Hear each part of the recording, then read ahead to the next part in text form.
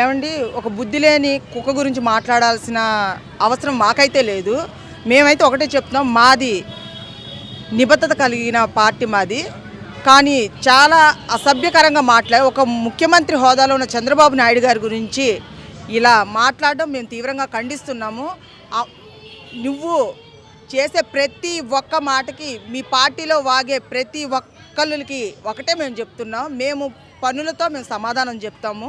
మీకు పనులు చేతకాక ప్రజల పాలన మీకు తెలియకే మీకు 11 సీట్లు వచ్చాయి. నువ్వు నోరు అదుపులో పెట్టుకుంటే బాగుంటుంది. అందరికీ నమస్కారం అండి. నా పేరు నాగరాజ్. రాంబాబు అనే మాట్లాడే వ్యాఖ్యలు మేము ఇప్పుడు ఖండిస్తున్నాము. చంద్రబాబు నాయుడు గారు 4 సార్లు సీఎంగా పోటీ చేసిన ఏ రోజు వైసీపీ నేతలను ఒక్కరోజు కూడా ఒక మాట కూడా అనలేదు. అలాంటి వ్యక్తిని తల్లి గురించి మాట్లాడటం ఎంత నీచంగా ఉందండి. అదేసారి అమరావతి మహిళలు కూడా అలాగే మాట్లాడారు వైసీపీ నేతలు. అయినా అప్పుడు కూడా ఒక మాట మాట్లాడాల మా నాయకుడు. అదే చంద్రబాబు నాయుడు గారు ఇంతవరకు కూడా ఒక్కసారి కూడా మిమ్మల్ని ఒక మాట అనకుండా ఉన్నాడు.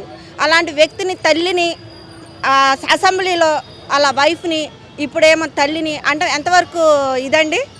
ఒక వైసీపీ నేత మాజీ ముఖ్యమంత్రి అయిన జగన్ తల్లిని విలువడు, అక్కకి విలువడు, ఎవరికి విలువడు. అలాంటి వ్యక్తులు ఇలాంటి నీచకంగా మాట్లాడే అంబేద్కర్ రాంబాబుని తీవ్రంగా ఖండించాలని కోరుకుంటున్నాము. కేసులు పెడితే పెట్టుకోండి, మాకు నేను ఎటువంటి భయపడినాను అంటున్నాను.